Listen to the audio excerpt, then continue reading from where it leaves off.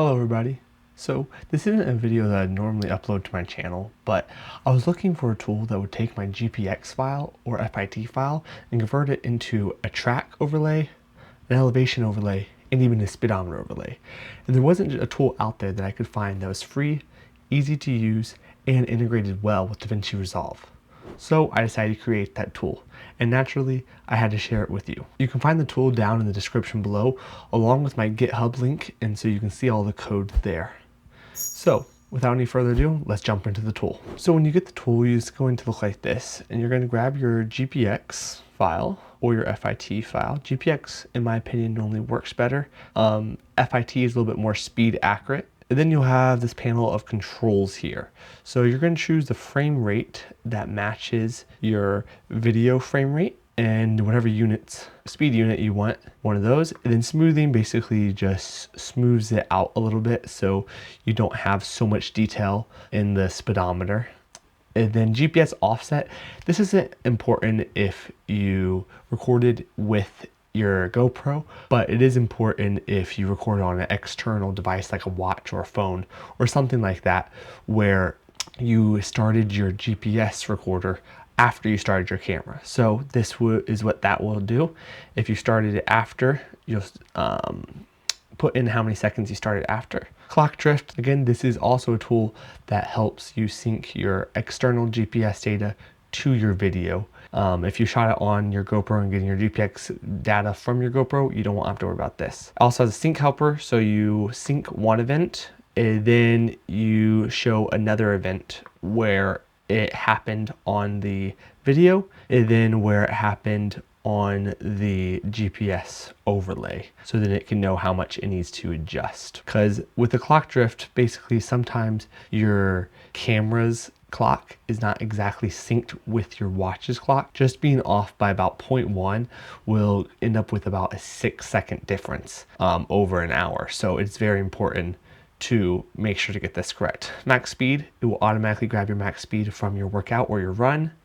And then it tells you a little bit about how to use it. Your SVG file, which is your route. And then you also have some adjustments here with track width, dot radius, shadow width, and shadow effect. You can also change your color if you would like. So I'll do the track color to be that. You can also do all of these things later in DaVinci Resolve, which I'll show you once I get into it. Same with elevation, same tools. I'm gonna go ahead and keep the elevation the same as that color. Shows you how many tracking points and data points it has from that run. Your duration, which you will need this later, so we'll come back to this. I'll go ahead and copy that now. Your total distance and your peak speed. We're just gonna go ahead and give you a route overview and your speed curve right here, so you can just see your speed and make sure it looks accurate.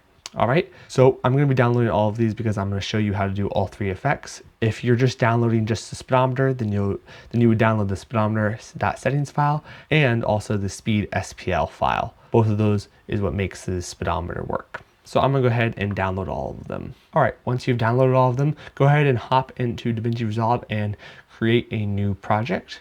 And go ahead and take your video files. If you have video files, you're gonna be putting this over and drag them in timeline.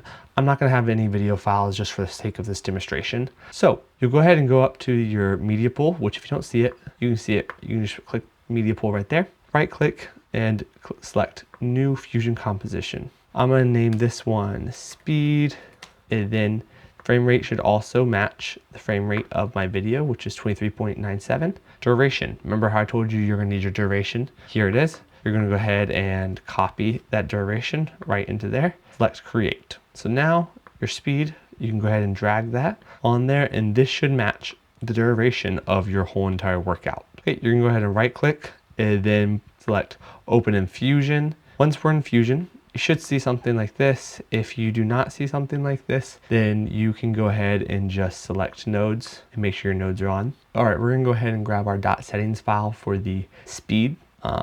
Right here, speed overlay, grab that, and you can just drag and drop that straight into the node viewer. So once you have it loaded into the nodes, you're going to grab the gray box and select it right there. Now you should see your speedometer pop up, and then you can double click speed overlay to show you all of the nodes that are in here that create this speed overlay. If you ever want to change anything about this, any color or dimensions, you can double click this background, and this one is going to change this white right here. And so I can make this green and this the current speed background. You have to double click these, by the way, to open them up in Inspector. If you don't see Inspector, click Inspector right here. And then I can make it blue, let's say. There you go. I'm not going to do that. I'm going to go ahead and leave it back to what it was, but you can change that. You can also change the text color and font right here. Also, same here with the miles per hour.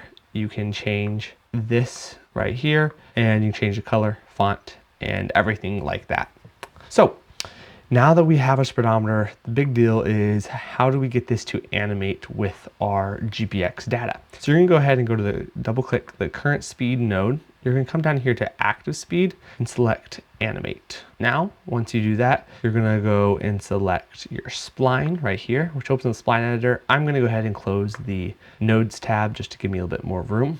You should see active speed right here on the left. Then it will pop up with a blue line. Mine starts at blue, might be a different color for you, doesn't matter. As long as active speed is selected, and you'll see blue right here, and so that's your line. So we're gonna right click this and select Import Spline. Now you're gonna go to where you downloaded it and grab your speed SPL file. Once you do that, it's gonna go ahead and load in here. It might take it a little bit, at least it does for me. And then you can select this right here, zoom to fit, and voila. Now you can look at all your speed data. It should match. My computer is running a little slow, and that will automatically animate this to your current speed. Also, if you want to edit this where this is right here, this is where the speedometer is, you can zoom it out and move it wherever you want onto the screen back in the edit page. So let's say I want it in the bottom left, I can do that just like so, and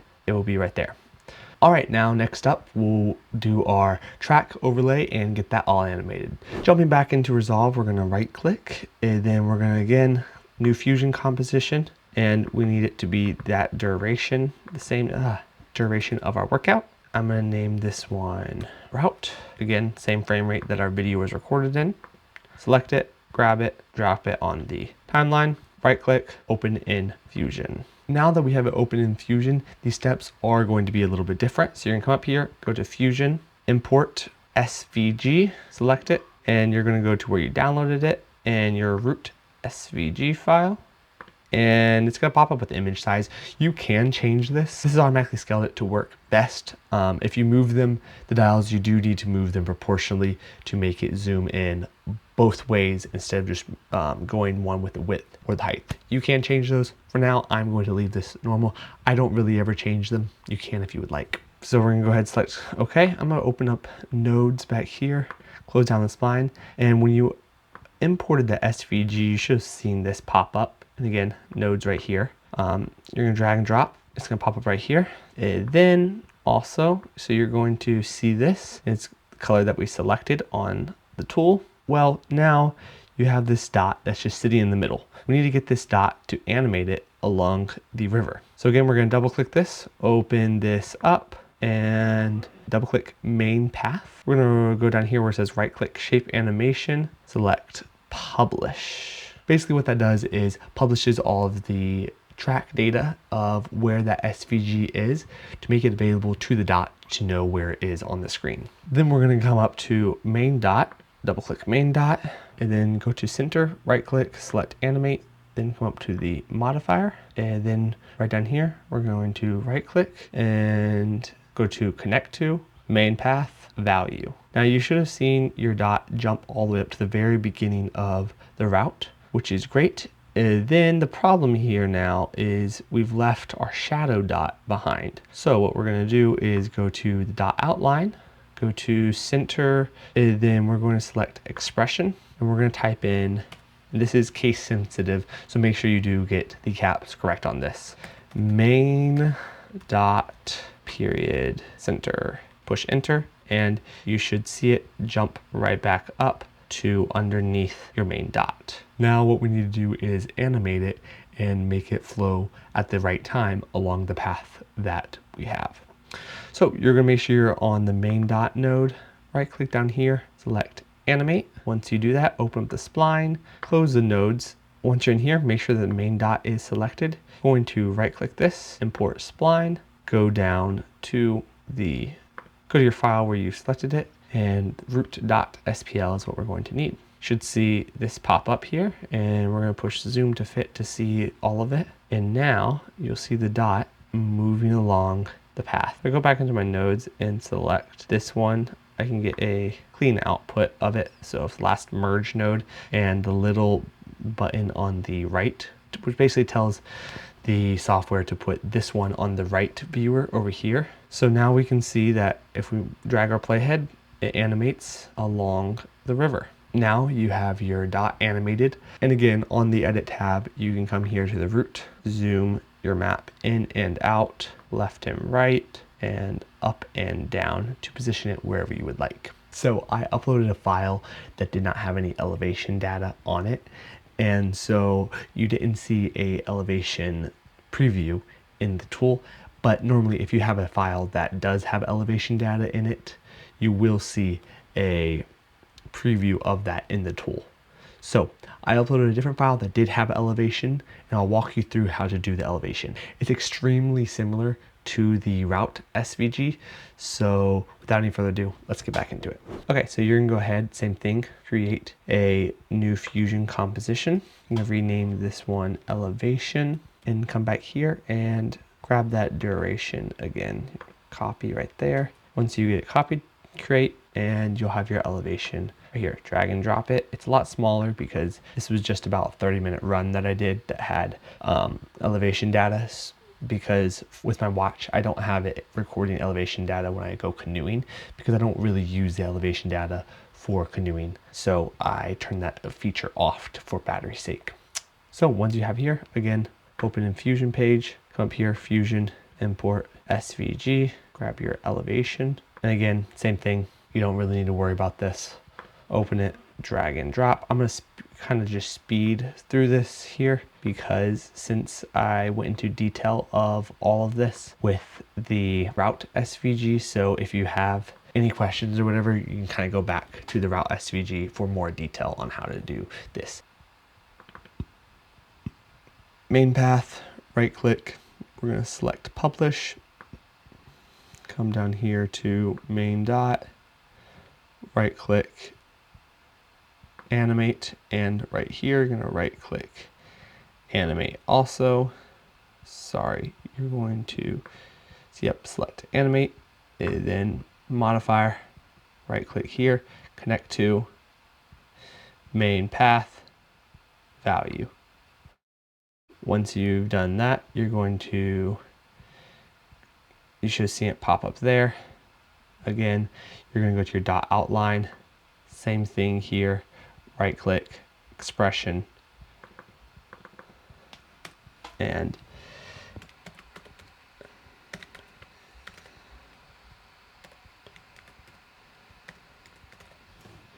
select that, and it should automatically follow that dot again.